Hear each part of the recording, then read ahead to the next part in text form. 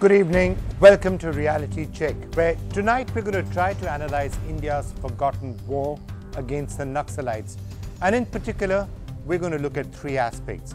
Why is it that more attention isn't given to the battle against the Naxals, especially given the number of people from the security forces who are actually getting killed in this battle, more than in the wars against Pakistan or against terrorists or against anybody else any of the other enemies which India is actually facing. Number two, why has Chhattisgarh become the main area where security forces have been killed by the Naxals? What in particular needs to be done in Chhattisgarh to make their security a bit better? And also the third question, why is it that the CRPF is bearing the brunt of many of the attacks in recent months and years? Why is it that the CRPF is looking particularly vulnerable? But first, let's just take a look at the latest from Sukma as the nation continues to mourn the martyred Jawans and as their families began to receive their bodies and to prepare for their final and tragic farewells. The government today, meanwhile, while all of this was happening, came out with many of the usual statements, some would call them platitudes, and also said that it will ensure that this tragedy isn't repeated. We are, of course, still waiting to see how exactly the government is going to ensure that this tragedy isn't repeated.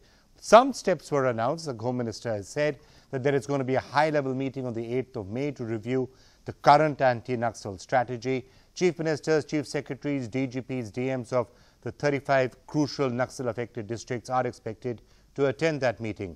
Home Minister Raman Singh has asked the CRPF DG to stay put in Chhattisgarh right now to ensure coordinated and targeted operations against the Naxals.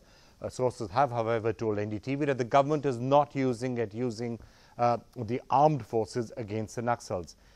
On the ground, though, in Chhattisgarh, which has seen massacre after massacre of security personnel in the past few years and certainly in the last couple of months, is there any real hope that there is going to be lasting change and change that is going to come soon? Vishnu Som has this special report.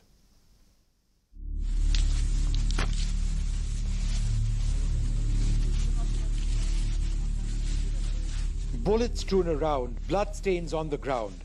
CRPF soldiers at the site where 26 of their colleagues were butchered in Sukma in Chhattisgarh.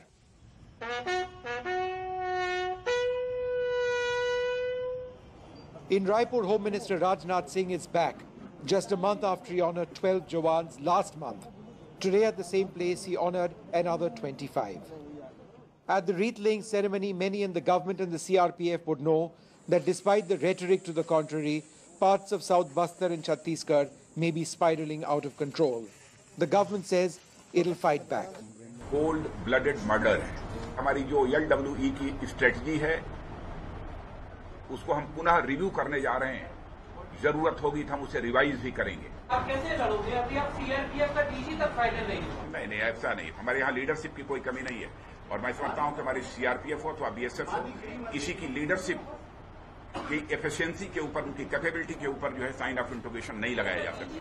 Mahendra Kumar was one of the lucky ones. A bullet went through the left-hand side of his neck. After surgery, he's recovering. He says he personally saw nearly 40 Maoist attackers, though there may have been more than 100 involved in the encounter. 100 से 200 attacker बता रहे हैं, लेकिन जो हमें दिखाई दी है 35 से 40. मैंने इंसास से फायर किया. हमारी पार्टी थी, LMG से फायर किया. उसमें 4 से 5 नक्सल इंजर्ड हुए हैं. Details available to NDTV indicate that the Naxals attacked when most of the Jawans were sitting for lunch. Despite that, the CRPF did manage to put up a fight. Almost 70 Jawans who were defending the area immediately responded, and the encounter went on for 3 hours. What's also clear is that the Maoist attackers had been watching CRPF Jawans protect road construction workers every day for weeks. They knew the routing of the Jawans and laid a carefully planned ambush. They not only saved the Jawans, but saved 40 lives of those common man, the laborers who were working for the road. For now, senior officers of the CRPF, including the acting Director General, have been ordered to prepare a spot report to immediately secure the area where there has been such loss. Despite the rhetoric that we are winning the battle against Maoists in Chhattisgarh, the fact that we've seen so many attacks in Sukma and Chhattisgarh in a little bit more than a month indicates that something is going dreadfully wrong. Intelligence on the ground needs to be stepped up, more technology needs to be brought in, and the fighting ability of the men needs to be looked at very, very carefully indeed. With camera person Rizwan, Vishnu Shom for NDTV. But I'd just like to share some statistics with you which would hopefully illustrate just why we should be focusing a lot more than we do on the battle against the Naxalites and trying to find a lasting solution to this.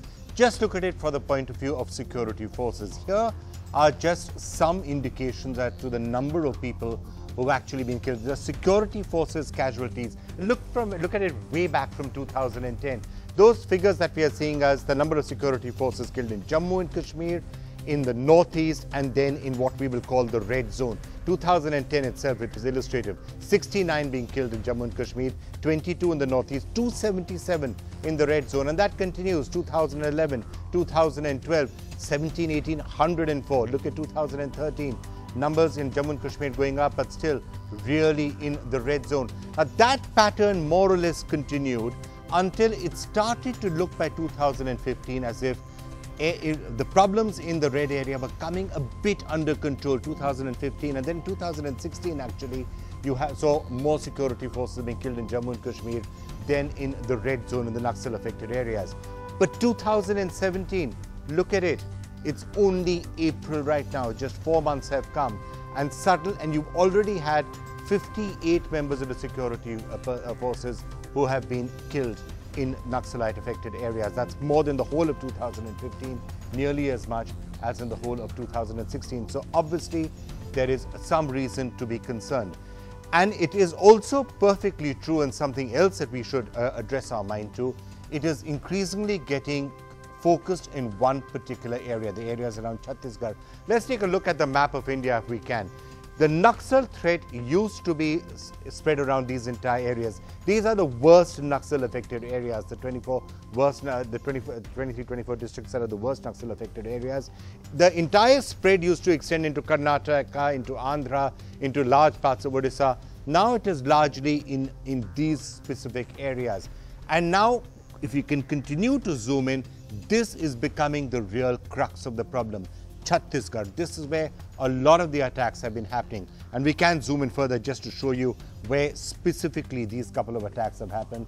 This of course is the Sukma region right there in Chhattisgarh, and this is the specific place where those attacks have taken place. This was the attack that took place on the 11th of March, and this is the attack that has taken place yesterday where 25 people were killed. If you actually have to look at these particular areas on Google Maps, you can say these are completely desolate areas, no roads, nothing there, and it was their effort to actually build the roads that saw this happening. So yes, Chhattisgarh in particular is where the problem is particularly acute, and again statistics will illustrate that for you.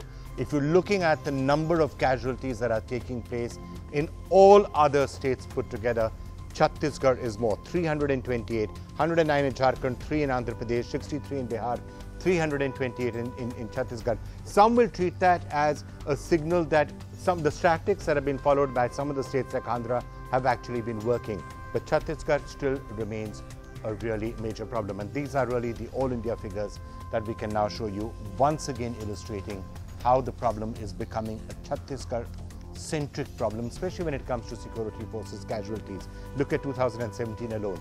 Of the 39 deaths, 37 had really been taking place in Chhattisgarh right now.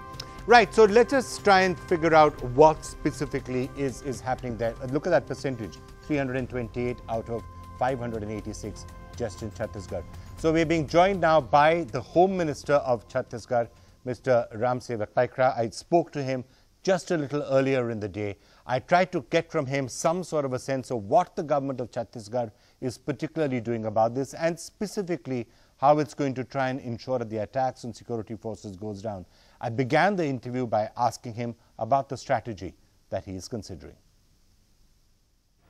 देखिए, छत्तीसगढ़ में माननीय doctor Raman Singh की सरकार ने लगातार 13-14 सालों में हम लगातार नक्सलियों को हटाने में लगे हुए हैं, उनके विरोध में हम काम कर रहे हैं।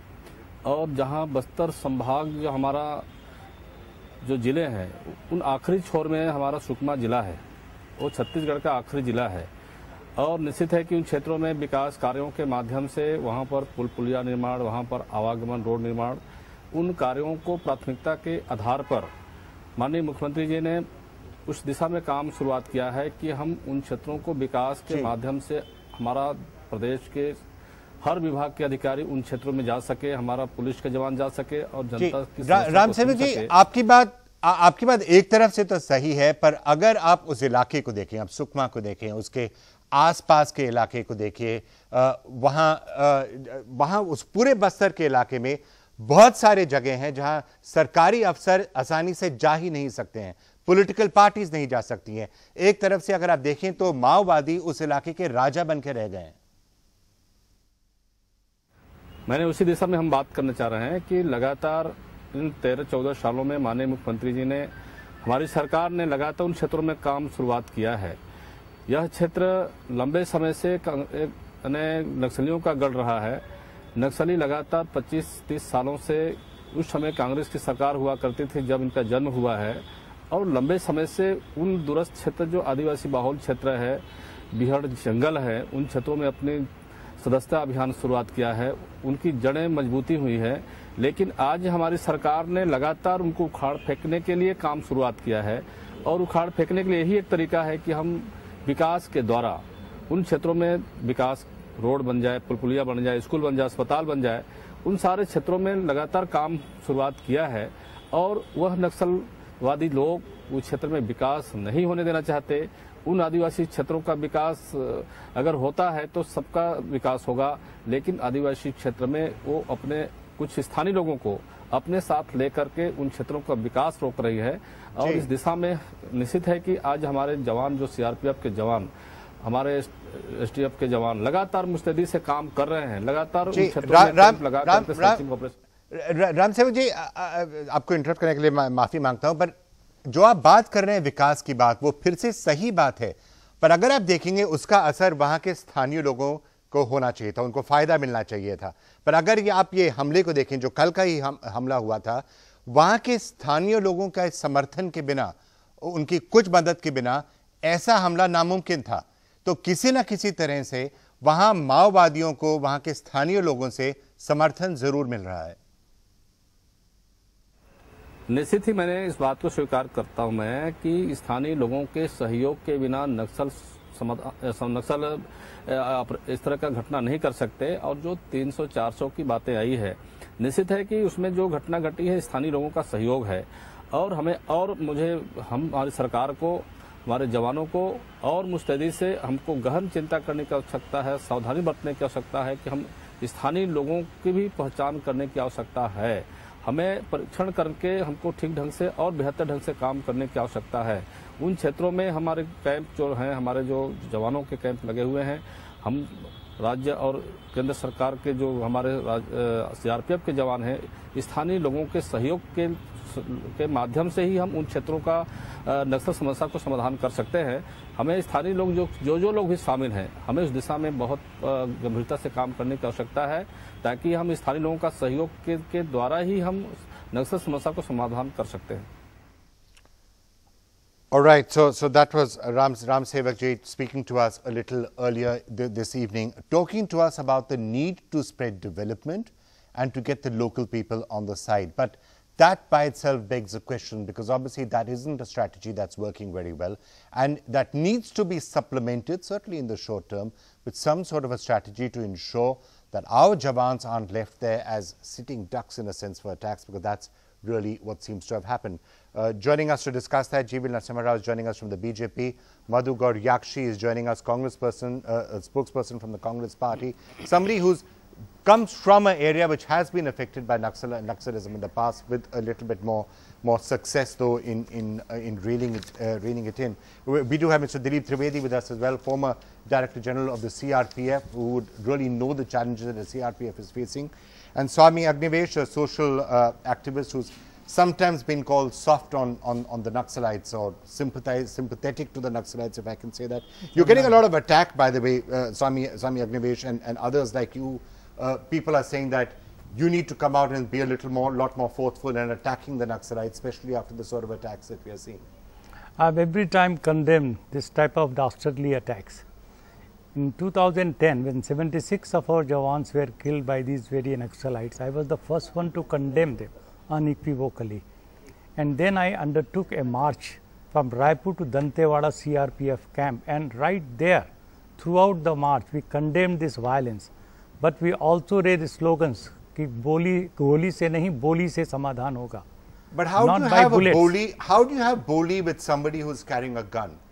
Somebody who's coming in and massacring Jawans like happened yesterday. Yeah. It's tough to have a dialogue in that particular situation. Vikram, Don't you need to first break the power of the gun and then have a dialogue? Vikram, you rightly pointed out that there is something basically wrong with the government's approach and the police approach and the paramilitary approach. Why have they got alienated among the tribals whom they want to develop and serve? Why? First and foremost, the government of Chhattisgarh used Salwa Judum. Salwa Judum for a long period was the most important factor in getting the Adivasis isolated, alienated. Okay. Second thing. So you are again blaming it's the government to blame, not the Maowadis, the Naxalites. No, I'm not saying. I'm saying Maowadis are to be blamed, but the tribals are giving them support. And why are they giving them support? That question has to be looked at. Jivel Narasimha, let me ask you that question. So we heard what the Home Minister there saying that yes, we're going to try and bring development to that region. But at some level, what Swami Agnivesh is saying is that you can't only solve this with a bullet. You have to try and end whatever alienation there is on the ground. Probably both need to be done. There has to be a way that the security forces are not left as targets for the Naxalites, as is happening in attack after attack, in parallel with making sure that the Adivasis are won over, and therefore, you know, that sort of a undercurrent of support goes away. No, Vikram, I think that's a very spurious argument, I would say, because it is not the tribals who are fighting this the battle, and this battle is not being even fought on their behalf. I think it's tribals who are actually who are under the terror, under the reign of these Maoists, and they are being used. Tribals are being used as human shields for their own vested interests. But GVL, we just heard your Home Minister of Chhattisgarh. We heard your Home Minister of Chhattisgarh, and I spoke to him at length today. He essentially said that our approach has to be to spread development in the region. So that's one part of the strategy, and I'm very curious to know what is this government. Because if you look at the number of security forces who've been killed, that graph, GVL, is up, and it's up sharply in the last couple of years. So at some point, the security forces also need the tools, the method, the intelligence to make sure that they aren't left vulnerable in a situation like this. No, Vikram, it is these Maoists who are actually villains of development in this area.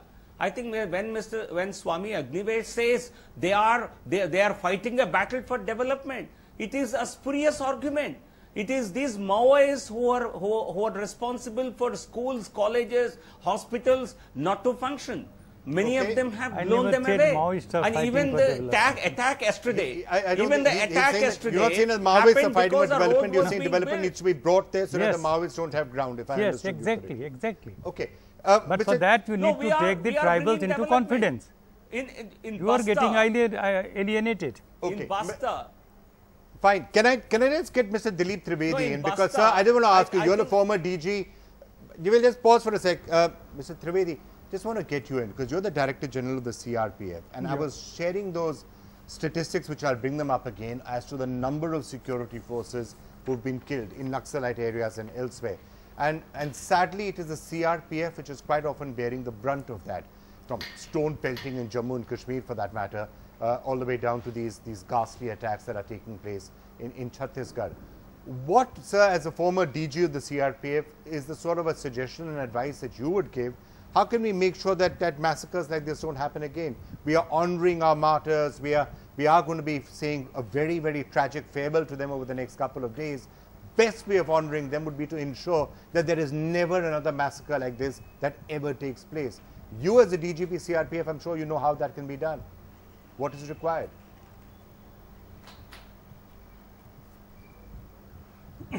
Yes, Vikram, actually, if you see, the CRPF or any paramilitary for that matter is a force which is a strike force, should be used as a strike force. Unfortunately, what is happening is that the CRPF is being put on routine duties. This road, which we are talking about where this incident occurred, has been under construction now for the last 5 years. And the CRPF is regularly performing a duty of protecting those people constructing the road.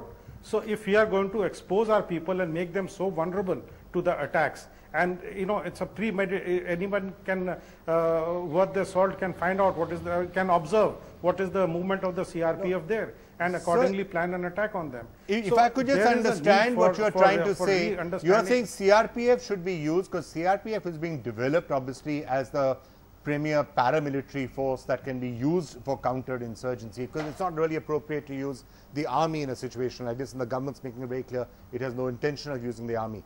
If the CRPF is to be used in that, you're saying it should be used as a strike force, and if someone has to be protecting people building roads, it should be someone else, maybe the state police. Is that what you're saying? Exactly, that's what I'm saying. In the CRPF, we have got 10 battalions of Cobra battalions, which are doing pinpointed operations. They are not part of the doing any protection duty or something. They operate, they have their own intelligence system, and they gather intelligence, and then they operate. And they are operating both in Jharkhand and in Chhattisgarh. And we don't have this kind of a thing happening there. And the second thing that you've got to understand is, how does the local intelligence on this develop? These Maoists, they're like common villagers at a most given point of time, and it's only when they are planning an operation they come pick up their weapons from the various houses which they have hidden them in, and then they come out and they start operating in a group. So, and once the action is over, they will again melt back into the forest and start working like normal people. So very difficult to be able to figure out. Intelligence on their movement can only be developed from the local thana. Okay, from the local police station. Madhukar Yakshi, let me just get you in. That's not happening. Right, sir. Madhukar Yakshi, let me just get you in to also try and get some indication of what's happened elsewhere, including parts of Telangana and parts of Andhra, which have had a bit more success, I guess, than is being seen in Chhattisgarh right now. Vikram, I represented a constituency called Nizamabad, a Naxal-affected district, for the 10 years. When I first got elected in 2004, I visited a place called Manala, which is 20 minutes away from one of the major municipality. When I went there, last 20 years, no parliament member visited. All they asked me for drinking water and a school. What I'm trying to say here with my experience, this is a two-pronged approach is required. Why? As you've seen, the minister from Chhattisgarh has said, Vikas abhi hum kar rahe hain. 14 saal ke baad, Vikas is not even reached. Even earlier governments, whatever they've done, that Vikas development has not reached them. But the Prime Minister believed that Notebandi, demonetization, will end the Naxalism. So the approach, there is a conflict of approach by the central government and state government. Here we need to use the force where people believe in the force to counter them. You have to reach this development, Vikram, this success in Telangana and Andhra Pradesh. What we have seen is, as a former member, I'm telling you, seen myself, we need to reach this development, these tribal areas. Why these people are supporting the Naxals, why they're taking their shelter, or why their basic minimum facilities is not provided. The so-called development, these companies, Vikram, if bauxite mines in Vizag, where this 7,000 crores written in 2 years, but the company wanted government to build the roads and schools and hospital, but they don't want to spend a single penny. So here, using the CRP, the force itself is not the solution. Okay, UPA changed their strategy. First 5 years, Chidambaram used to say force is the solution. Later, after 2010 incident, the PM, then PM Prime Minister changed. All right, I get the point. Should reach. In a sense, and Swami what you're Agnivesh saying, make sure that development reaches in there. Telangana, and his advice was taken well in Telangana to contain the Naxalism. Okay, Madhu. Final quick thought from you. Yeah, Vikram, the forces have got alienated themselves. And why I say this? The CRPF, you have given the head count of those who have been killed by Maoists. But there is another head count of the innocent tribals who have been killed and maimed and raped by the very CRPF and the police. Why don't you give that head count also? That count also should be given. Yeah. Dilip, that head count I should greatly also appreciate the person who mentioned that. Yeah, Madhu, fine. Dilip, Swami Agnivesh is saying that it's not as if they aren't killings no less than CBI. No less than CBI appointed by the Supreme Court has come up with a report. We've heard you, Swami Agnivesh. Let me ask Dilip to answer that, what you just said. Dilip, sometimes when the security forces go too far, as Swami Agnivesh said. Yes. Yes, but I mean, one can't deny it, but every time any such excess has been brought to the notice, a full inquiry has been made into it, and those are responsible for it have been accounted for. And let me tell you, there is no, the numbers are far very little. It's not the way what Swami Agnivesh is talking about. There could have been one or two isolated incidents somewhere where the police could have been involved and all, but then those people are taken, they're made to account for it. But here we are losing people, our men, on a constant basis. So right. I don't see this kind of an analogy that is being brought about being a right kind of an analogy. All right, Dilip ji, thank you so much for joining us. Swami Agnivesh, Madhugori, G.V. Narasimha Rao, thanks as well for being with us on another sad day, another day when there are funerals taking place now across the country for the CRPF Jawans who were killed. But once again, time to turn our focus back on a large, crucial problem that needs a lot more attention on a sustained basis, and not just when there is a tragedy or there's a massacre. This is something we should try and find a lasting solution to. You're watching Reality Check. We'll be back tomorrow.